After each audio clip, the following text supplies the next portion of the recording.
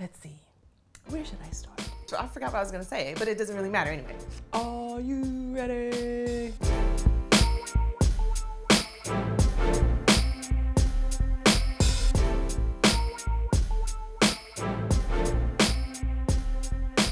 Hello YouTube and welcome back to Snatural Remedies. My name is Summer Martin and I am back with another great video for you guys. Today's video is going to be about detoxing your home environment. But before we get started, hit the like button, hit the subscribe button, and get into that comment section. Let me know what's going on. We're gonna get into your home. I'm all up in your living room today, all up in your bedroom, all up in your hallways. I wanna know what's going on because we are about to detox our home. I just had a crazy visit at my holistic doctor, you guys, and honestly, there's some home practices that I've been doing that are actually setting back my healing journey. And you know how hard I work to get here, so I cannot have that. But I want to share with you guys the things that I've been doing in my home that's actually been hurting me in the process. Hopefully you guys don't have this going on, but I hope you guys learned something on this video because I'm about to get into it. One of the things that kept popping up for me was my skin sensitivity. Now y'all know your girl got sensitive skin, but there is a reason why I have sensitive skin. I figured out a few of those reasons, but for whatever reason, I just keep going back with it. My skin starts getting red again, super irritated, and I'm like, what is going on? My diet is clean, I'm drinking all the water in the world, but my skin is still getting red, I'm still getting those welts, like what's happening? And my doctor was like, yo, it's something in your home environment. What are you doing? And my home environment is great. You know, you walk in my house, it's popping, it smells good. And he was like, hold on there, Freckles. Smells good. I'm more of an incense burning girl. I keep it natural. I love my diffuser. You know, you gotta have those essential oils. And he was like, that's the problem right there. Them essential oils, those incense, those burning oils. I mean, the toxins in those suckers can really get to you. So let me get into some of these details. Let's just start here. The first thing he said to me was, stop using essential oils.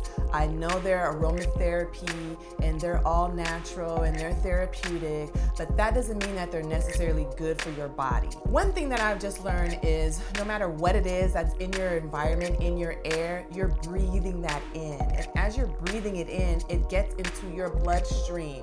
And I never really thought about the air that way. I think it goes in the respiratory and out, but anything we breathe in, it actually sticks into your blood. And let's not forget, our skin is our largest organ. So our skin is also absorbing that essential oil that's floating all around in the air. Essential oils can act as endocrine disruptors. The endocrine system includes glands that are responsible for your hormone reproductive system. This system helps regulate your metabolism, your sleep, your mood swings, your appetite. So many things are affected by this system if it gets put off whack. For example, lavender. We all love lavender. It's so calming, it's so soothing. But lavender is actually associated with early breast development in young girls. Another thing that I love burning in my home are incense. I'm an incense fanatic. I love burning incense. If you saw my PCOS video, I definitely was burning incense during my PCOS little rituals. But actually these incense also can be really toxic to your system. So I've had to throw out my incense, and this is why. Indoor incense burning is actually air pollution, period. The amount of pollution generated by one incense can be up to 4.5 times more than a cigarette. That's crazy. We can't have that. We cannot have that. Somebody give me a Marlboro. Go on and give me a Newport, please. Did you know that burning incense in your home can actually accelerate the aging process? All this anti-aging stuff that I'm doing, and I'm sitting here making myself older by burning incense in the house? You guys, this is really important. Incense also causes an intellectual decline and can be linked to Alzheimer's disease. Like, our brain is everything. Without our memory, without those cognitive responses popping off properly, we are dead in the water. Burning incense indoors also impacts your brain connectivity, which is probably why it causes Alzheimer's as well. This is serious. Incense are also linked to increase of vascular diseases. And you know vascular diseases, there's a long laundry list of those as well. Incense burning can also be linked to diabetes. Like, I mean, this just gets crazy. So you wanna really be careful with burning incense indoors. At the end of the day, Do not burn incense in your home. If you want to burn them outside at the park, though the smoke can blow away and you're just not directly inhaling all that smoke, then that's one thing. But burning them in the house is just a no-go for me. All right, up next, let's talk about the ganja. I see you. I know y'all be smoking weed out there. I be smoking it with you too.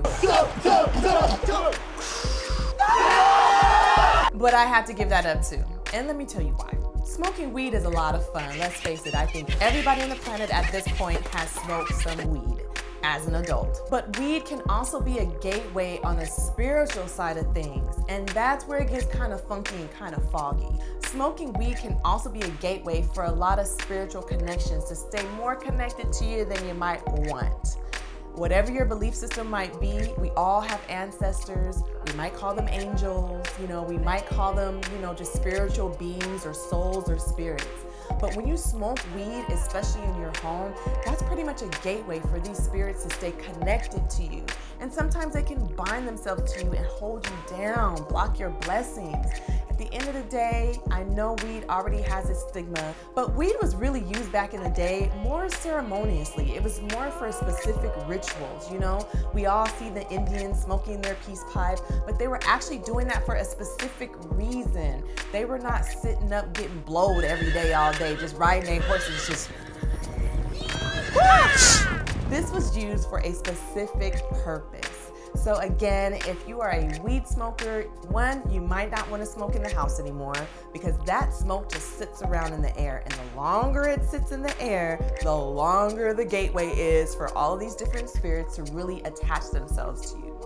Also, another thing with weed these days, we don't know how this weed is being grown, you guys. Like, a lot of weed has so many toxins, mold, fungus, like chemicals that you have absolutely no idea are even in there. If you're gonna smoke weed, I say grow it yourself. Yeah, go on and get you some homegrown weed that you've grown, that you put your energy into, and that you know is safe for you, at least on that level. Another thing about weed is when you're smoking and you're smoking in the house, we like to hotbox, okay? Whether we're hotboxing in the car back in the day, or we're just hotboxing in our living room or in our bedroom. When you're smoking weed indoors, all that smoke just stays trapped in the air. I mean, the toxins, the fungi, the mold, it's all circulating around in the air, and then you turn around and breathe that back in your system. So I'm telling you, it can be a slippery slope when it comes to smoking weed indoors and when it comes to smoking weed, period. For me, I just had to give it up in total. Like, I love weed. It's been great to help me relax and help with my anxieties and all those other things that we like to, give our excuses of why we need to smoke. But at the end of the day, I really didn't need it, especially after going through my healing journey. I don't need to do it every day. I think you just kind of grow out of things. But weed was another big one. So make sure, get that smoke out of your house, out of your home environment. Now let's talk about some electronics. I know, people are just like, wait, that's not food, that's not anything in the air. Oh, yes it is. These electronics got us all messed up. I've never had a radiation treatment, thank God, never needed one, but I had radiation in my system and we had to get that cleared out. Why? Because I like to watch TV and I like to watch it close up.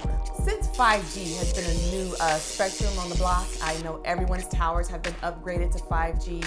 That also means there's an extremely heavy push of radiation coming through our outlets, our televisions, our cell phones, and we're just walking around like everyday life like it's nothing, but it's not. It's really something, you guys. So when it comes to watching TVs, you have to watch TV based off of the size of your television. If you have a 21-inch TV, you need to be at least 21 feet away from that TV. If you have a 60-inch TV, you need to be at least 60 feet away from that TV. Whose house has enough room to do that? Not mine at this moment, but you definitely might want to think about that. Also, in the evenings, unplug everything. Yes, your internet, your cell phone should be completely turned off and in another room. Those TVs should be unplugged. Everything that's electric, your Alexa, like everything needs to be unplugged before you go to bed. Because what's happening when you go to bed?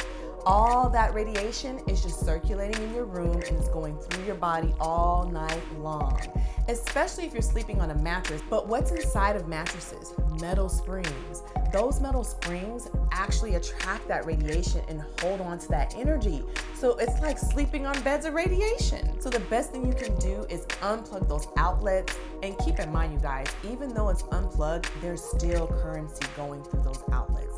So we can just be as careful as possible and try to keep our radiation levels low. One of the things that you can do in your bedroom is get an alarm clock that is actually operated by batteries. Again, any electronics that are gonna be on Wi-Fi or connected to the internet, you're just gonna be pumping that radiation through, and we do not need that. So please use battery operated electronics in your bedroom if you need that reminder to wake up. To keep clean, purified air in your home, there's a couple of very, very basic things that you can do. Keeping an air purifier in each room is gonna be a game changer. Those air purifiers are circulating that air, getting that mold and fungi and chemicals out of your lungs. You always want to be breathing fresh, clean air. Trust me, since I've had an air purifier and I stopped burning all the BS, I'm feeling a whole lot better. My skin is doing better, my sleep is doing better. I mean, my system overall, she's getting back to the good stuff. Now, when it comes to getting that smell good in your home, I'm just gonna keep it 100. My holistic doctor was like, look, natural live flowers. That's it. You can fill your home with beautiful flowers. Be careful, there might be a few flowers that you personally might be allergic to, but for the most part, just keep fresh flowers in your house. We all know how wonderful gardenia, eucalyptus, roses give off this beautiful aroma, so you don't have to burn candles and burn incense and burn all these things in your house in order to get that smell good.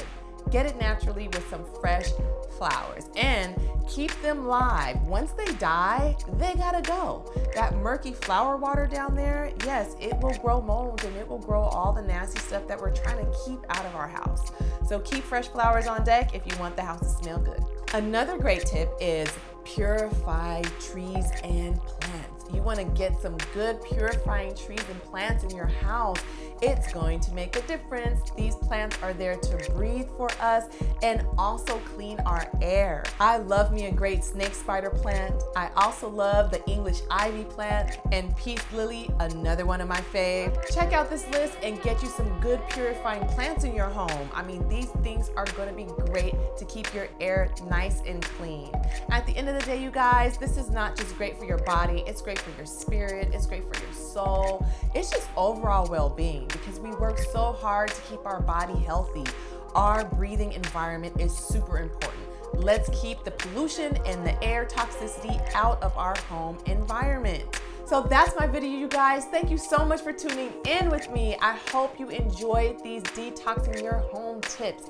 Get rid of those toxins and those chemicals. Stop burning that ooh-wee indoors and get some good, fresh, quality air for your body. And don't forget to tune down that radiation footprint in your home too. It's gonna be a big, big help. Hit the like button, hit the subscribe button and the notification bell. And if you made it to the end of this video, please get into the comment section and give me 3 flower emojis. 1, 2, 3. Lets me know you guys made it all the way through with me.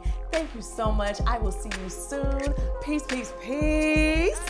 That's the wrap. I want another take. You want another take? Almost like I have been smoking weed. No, this is a